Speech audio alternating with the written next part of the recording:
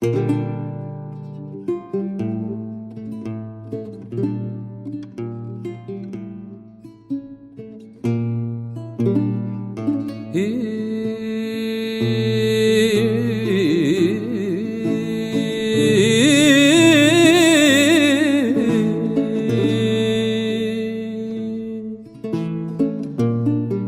las moriscas.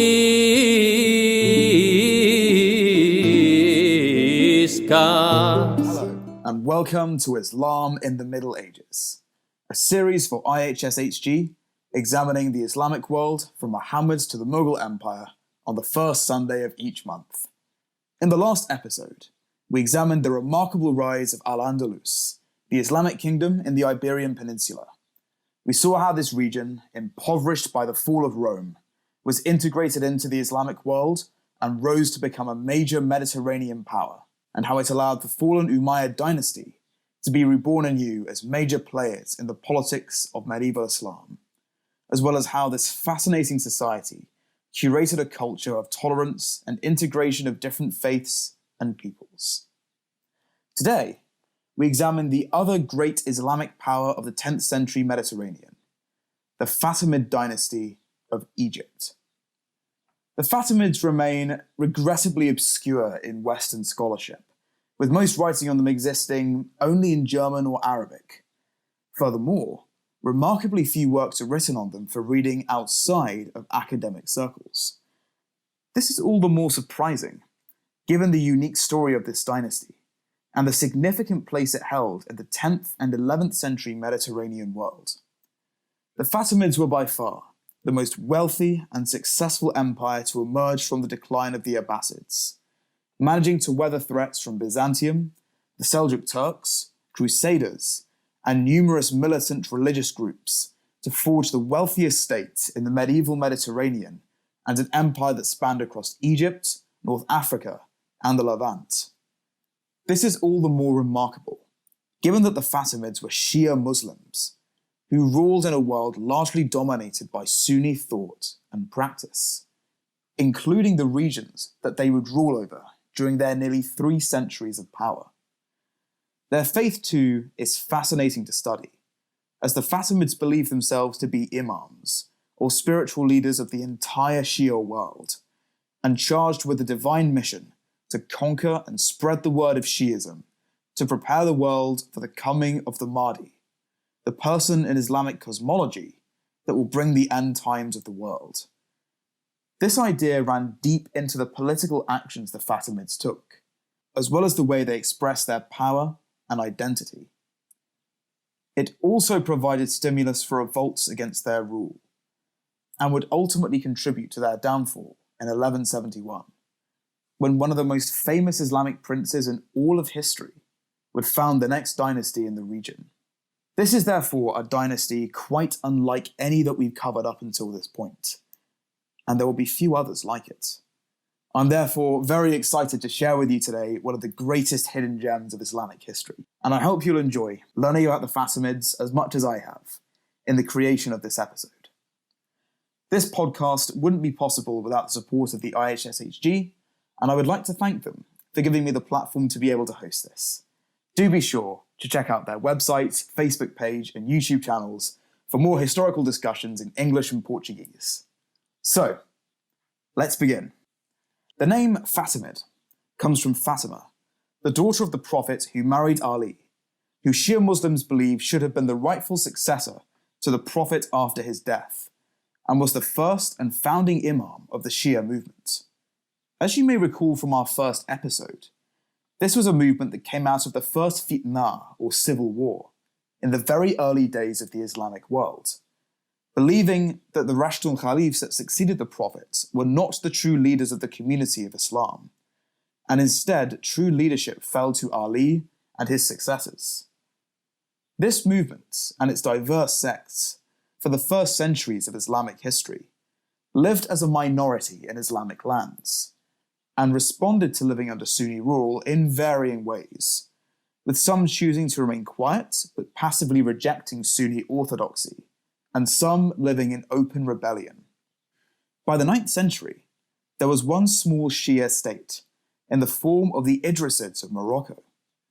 And there were attempts by the Abbasid caliphs to reconcile Shi'ism into the Islamic fold, especially by the Caliph al-Ma'mun, with the designation of his successor, al-Rida, who was at the time a Shia leader within Iran.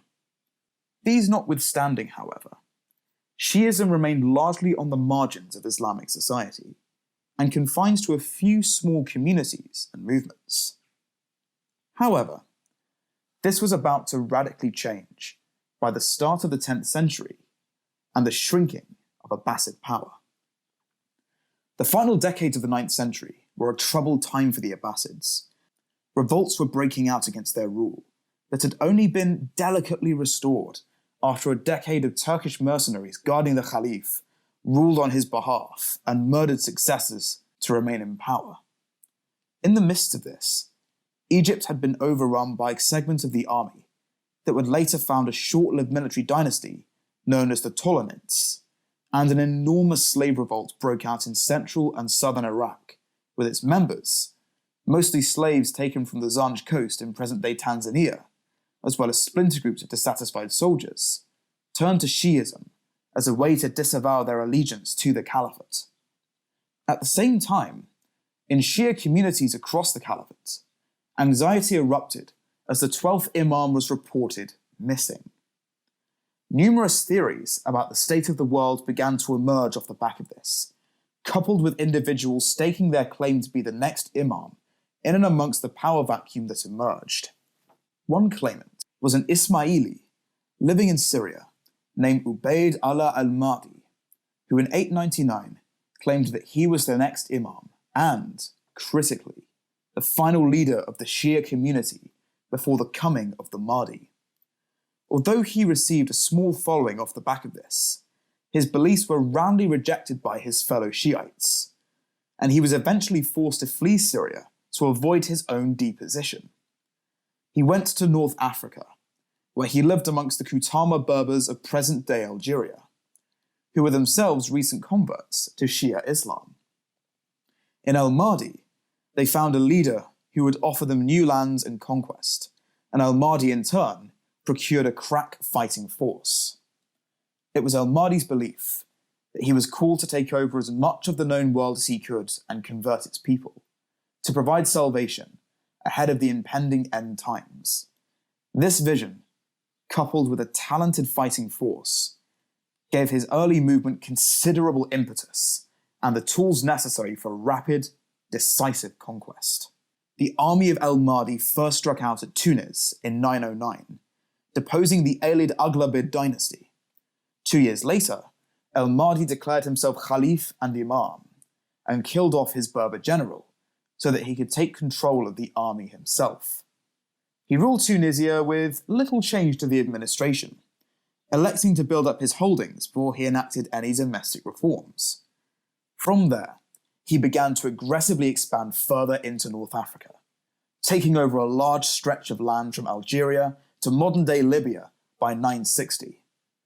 When al-Mahdi's grandson, al-Mu'iz, took the caliphal throne in 953, he was the first ruler of a Maghrib, or North Africa, united for the first time in 200 years.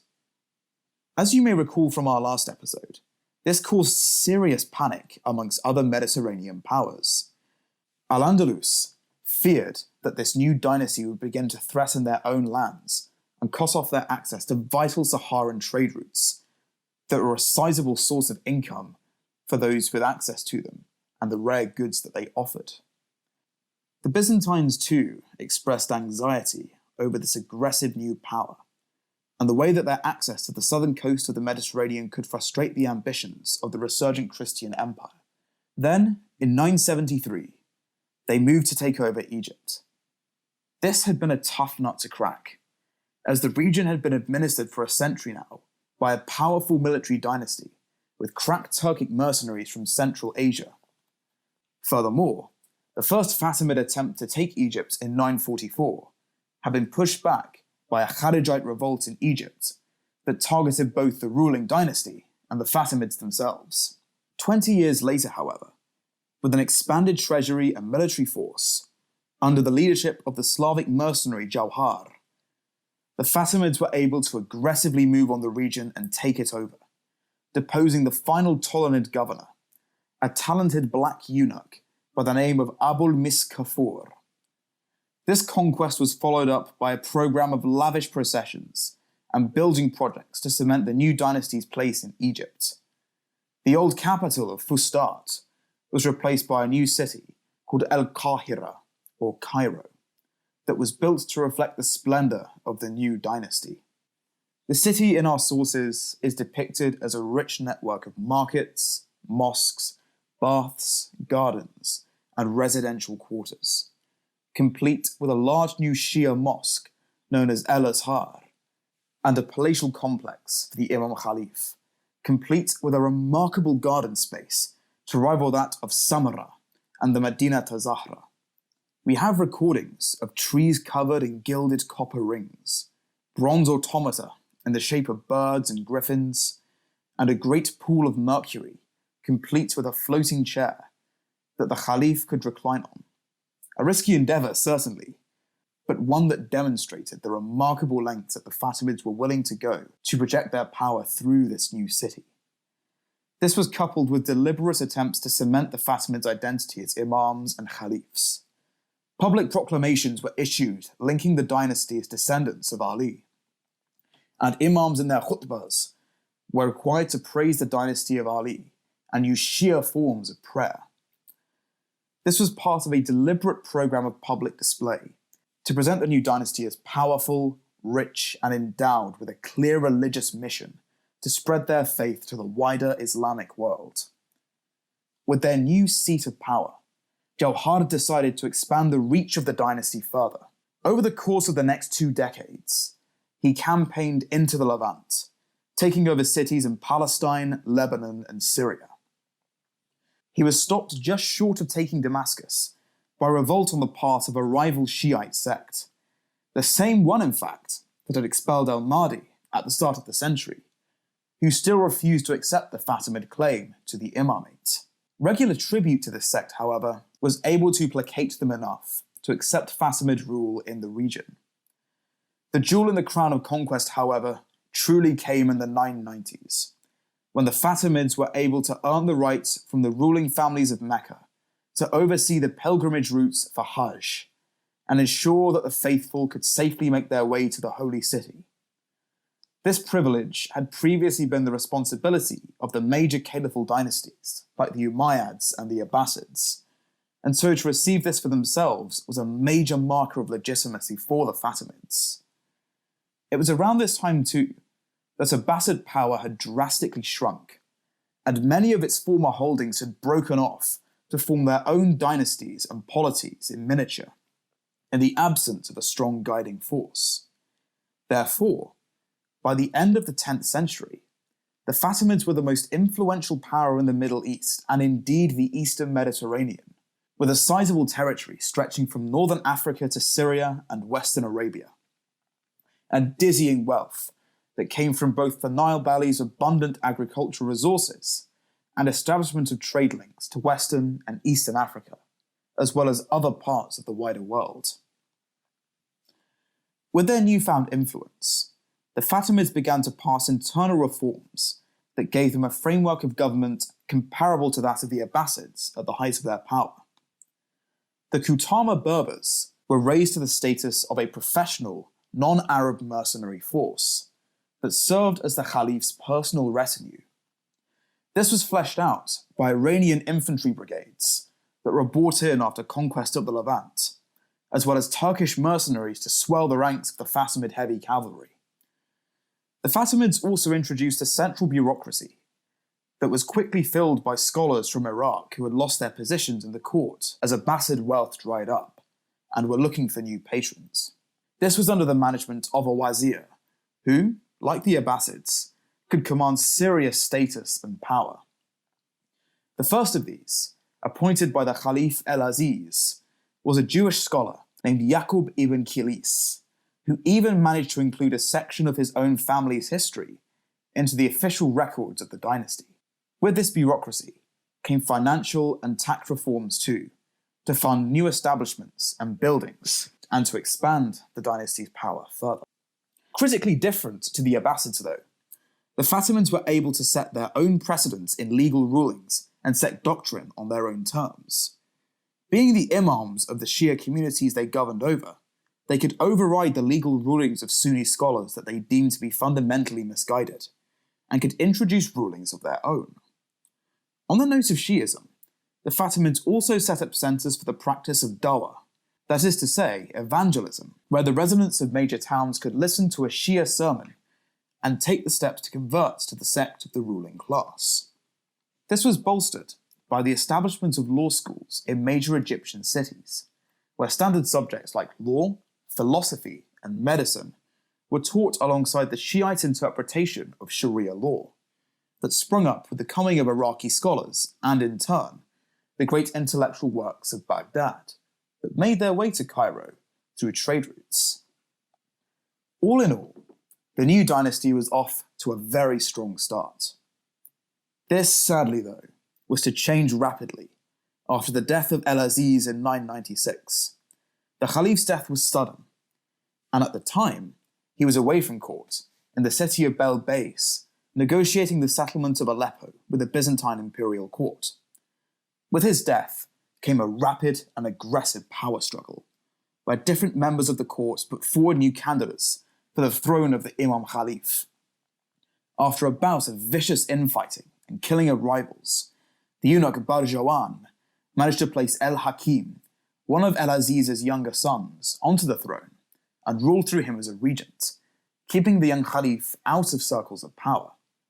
However, after his own sudden murder, ElHakim was thrust into the spotlight as a minor, with little substantial experience of ruling, taking up the task of controlling the biggest and wealthiest Islamic power in the world at the time.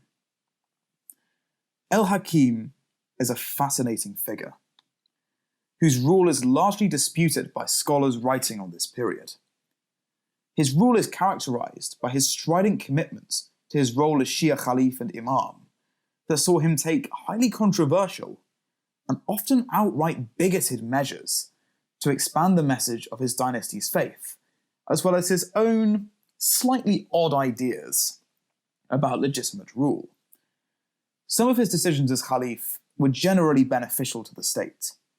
He managed to ward off Berber rebellions in the south of Egypt and the Libyan coast, taking new cities and expanding the caliphate's borders. In addition, he also began to crack down on governors and officials who abused the system of tax collection for their own gain. Spending also became more frugal under him, reserved for a number of modest religious endowments instead of the lavish spending of his predecessors on displays of power. The one notable exception perhaps being the gorgeous mosque of ElHakim, which boasts an impressive porphyry shrine in the middle of its courtyard. That being said, much of his reign was characterized by far less positive initiatives. He passed strict laws restricting what his subjects could eat and wear in public, and restricted the liberties of women who, before this, had enjoyed a considerably greater degree of freedom and power than their counterparts in other regions of the medieval Islamic world. He also refused to anoint a successor, strangely enough, and reject the title of Imam, believing it to be wholly inappropriate for the office that he held. His policy towards religious minorities was no better, frankly.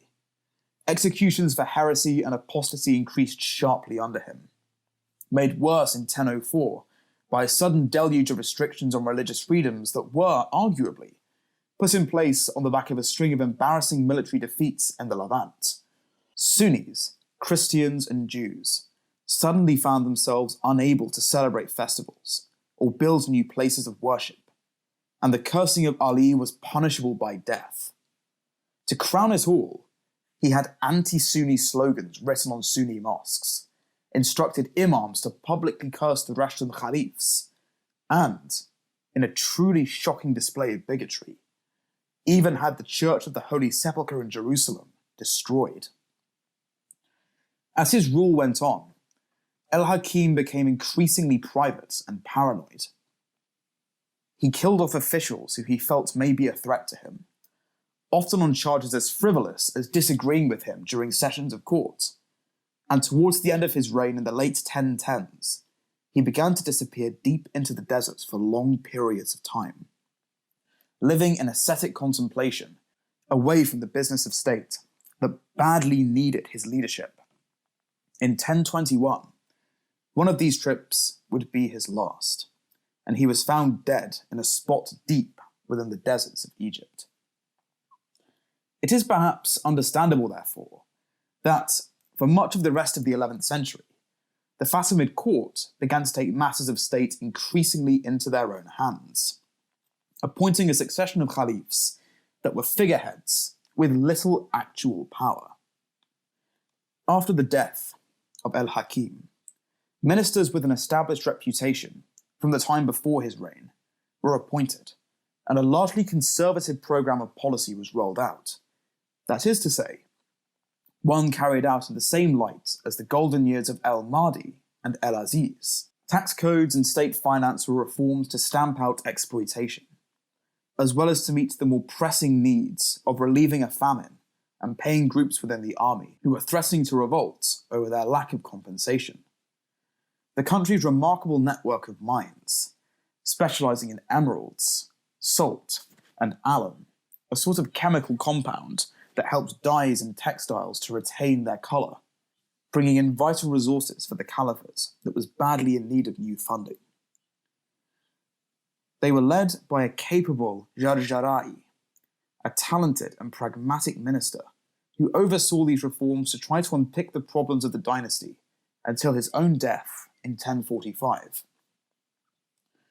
For the first 15 years, this arrangement worked well, and the ailing caliphate began to be nursed back to full strength. Things, however, took a troubled turn in 1036, when the Caliph al-Mustansir took over in 1036, a young lad aged just 7 years old. He was overshadowed by his mother, a black concubine named Rasad, who started to take an increasingly prominent role in the workings of government. As well as overruling ministerial policies and taking matters of state into her own hands, Rasad brought a third major faction into the army, alongside the Kutama Berbers and Turkish cavaliers. These were the Abid Ashira, black slaves from southern Sudan, who were used by the Fatimids as trained infantry and archers. Their involvement in court politics had been marginal up until this point, but once Rasad began to impose control over the Divan, a third critical faction emerged in the already fraught landscape of the Caliph's armed services, that fought with both the government for better pay and conditions, and between the two other groups that dominated the Caliph's personal forces. Things were becoming more difficult further afield too. In the 1030s, Tunis and Sicily were rocked by anti-Fatimid revolts, and Byzantium clashed with the defenders of Aleppo in an attempt to bring the city under Byzantine control. Trouble further afield was brewing too. The ailing Abbasid Caliphate was being rapidly overtaken by the Seljuks, Turkish mercenaries that had risen to become an organized fighting force, keeping the Abbasids on as a symbolic figurehead to legitimize their rule. This in turn made them an aggressively Sunni power, who were keen to stamp out enemies of the Abbasids, such as the Fatimids. Also keen to build a political powerhouse of their own, the Seljuks began to strike west, threatening Fatimid control of the Levant. This was a dangerous situation, and one that needed a stable, unified government to be able to effectively repel the threat. Sadly for the Fatimids, they had no such thing, in light of the divisions that were erupting at court. The tensions in the army broke out in the late 1040s, just after the Wazirs lost the leadership of Jarjarai, when the Kutama, Turks, and Abid Ashira fought between themselves for authority and threatened the court over inconsistencies in pay. This was eventually placated, but not before the three did serious damage to the streets of Cairo and Fustat. The 2 decades after, from 1050 to 1072, saw further problems present themselves, Rasad's control over the court was further cemented when her attendant El-Yazuri was made Caliph. Worse still, the dynasty suffered heavy losses in Maghrib. The North African coast was suddenly invaded by a powerful and organised coalition of Berbers, known as the Banu Hilal, that for the next few centuries would be a major force in the region. Sicily, too, was threatened in 1060, taken over by bands of Norman knights, seeking to carve out a new kingdom for themselves and to bring the island back into the fold of Christendom. Things finally went to pot in 1067, after the regime steadily suffered from infighting and territorial losses. The army, racked by a trifecta of no pay, sectarian divides, and a steady stream of losses, declared war on itself and decided to use Egypt as its own personal scrapping ground. Towns and villages were raided, Cairo was torn apart, and the Turks even succeeded in breaking into the caliphal stronghold and stealing treasures that were stored there. This continued for the best part of 10 years, until in the 1070s, order was restored by the Armenian military strongman Badr el-Jamali, who restored the Caliph back to power and brought the competing factions to heel. Badr el-Jamali, rather like Jawhar in the 10th century, was a capable general and administrator who managed to maintain the delicate balance of the armed forces during his tenure of power.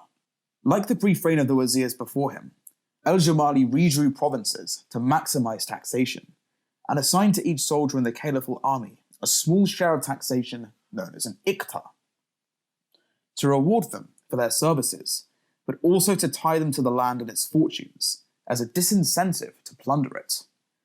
Jamali coupled this with a program of rebuilding the cities damaged by the infighting, the stamping out of the last few vestiges of resistance in the form of breakaway groups in the 1080s, as well as a new program of international outreach. This began in Yemen, where the Fatimids began to court the Shia groups that lived there in order to form a remote base of power in Western Arabia. This was coupled by fairly widespread dawah, or evangelism, to bring more fresh converts into the fold. The Shia appeal to the east was taken further by the alleged finding of the head of Ali himself, that was sent to the city of Ascalon with quite some ceremony, turning it into a major Shia pilgrimage site. There's no way to tell for sure if this story was true, if the real head itself was found, but it certainly helped to bolster the regime's religious legitimacy in the eyes of its people. El-Jamali also began to take an interest in the regions south of Egypt, in the form of Nubia and Ethiopia, that were dominated by primarily Coptic and Orthodox Christian populations. These were at the time small regional powers that would have contributed further to the outreach and wealth of the dynasty, rather like North Africa had done in the 10th century. El-Jamali, however, was sensitive to the religious needs of Egypt's southerly neighbours, and realised that if he wanted to make satellite states of these regions, he would have to respect the faith of the inhabitants. To that end, he appointed a Coptic patriarch in Cairo, and expanded trade into the region to try to draw their relationship closer. With a more tolerant climate in the capital, this also had the effect of bringing in talented Armenians to the capital, who served in both military and governmental posts in the period. Under El-Jamali, therefore, the Fatimids saw a brief revival of their fortunes and a chance to rebuild the state that had been so badly damaged. Under him, different competing groups were managed, and the state began to revive its wealth and influence. A rallying call to unite the country came again right at the end of the 11th century, when Christian knights descended on Syria and Palestine in the midst of the First Crusade. A response to Byzantine calls for help repelling the Seljuks that had spiraled out into a religious calling around Europe to invade the Levant to bring back holy cities such as Jerusalem and Antioch into the hands of the Church. We will explore this a little more in our next episode, and the way it was received by the Islamic world. But for now, all you need to know is that this provided a rare moment of unity for the Fatimids, where every major military and courtly faction came together in defense of Fatimid holdings in Syria and Palestine, in order to drive away the invaders. Initially, this was a fantastic catalyst to bring together the fractured caliphates, as the early Crusader kingdoms struggled to defend themselves against war on two fronts. However, as the first few decades of the 12th century dragged on, it became clear that this was beginning to take its toll once again on the delicate finances of the Fatimids, and, worse still, the Iqta system that had quelled the army's anger over pay for so long. The same problems re-emerged. The army's pay became increasingly inconsistent and eventually dried up, leading to infighting between the different factions at court and rebellions from the army. From 1120 onwards, things began to go downhill fast.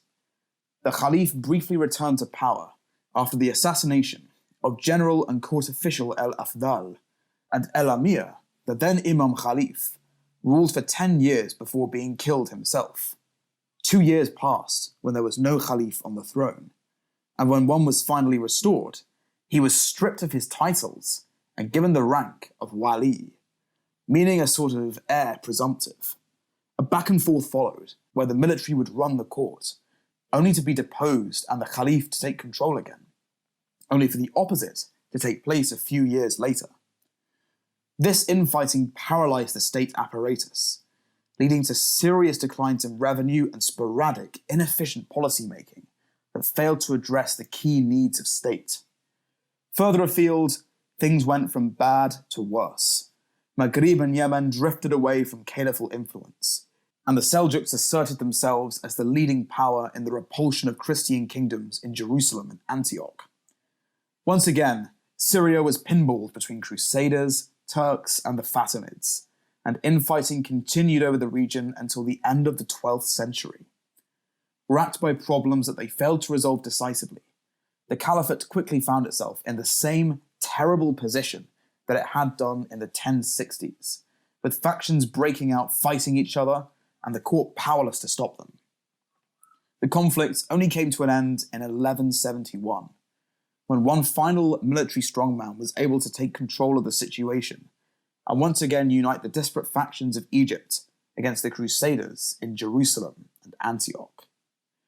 Taking advantage of the weaknesses of the Seljuk Sultanate that had now erupted, this new ruler presented himself as their successor, and the one anointed to defend the lands of Islam from incursion. This man was one of the most famous figures in all of Islamic history, Salah ad-Din Yusuf ibn Ayyub, or as he's better known as, Saladin. The Fatimids, in many ways, were different to the other two dynasties that we have previously examined, as they were driven more by a clear religious and evangelical vision than by dynasty building. Their early conquests and the state that they built was designed to reflect the millenarian vision of El-Mahdi that imagined the Fatimids as the final, critical dynasty before the coming of the end times. The Fatimids too cultivated an open, multicultural state that brought many different faiths and peoples together as it took over hegemony of the Mediterranean from the Abbasids. Sadly though, both would eventually work against the dynasty's interests, as the Caliph was sidelined after the disastrous reign of ElHakim, and infighting between different groups in the armed forces would cause a fatal collapse in the regime's base of power, at a time where decisive military action and unity was so desperately needed, in light of groups such as the Seljuks, Crusaders, Normans, and Banu Hilal, making incursions into their lands. It is here that we end this episode, as the early medieval period comes to a decisive close, and the second millennium of the Common Era comes into being.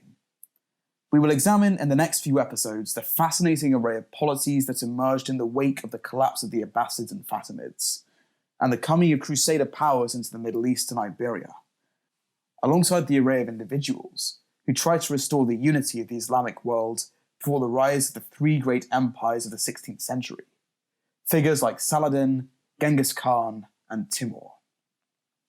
Thank you for listening, and see you in the next episode.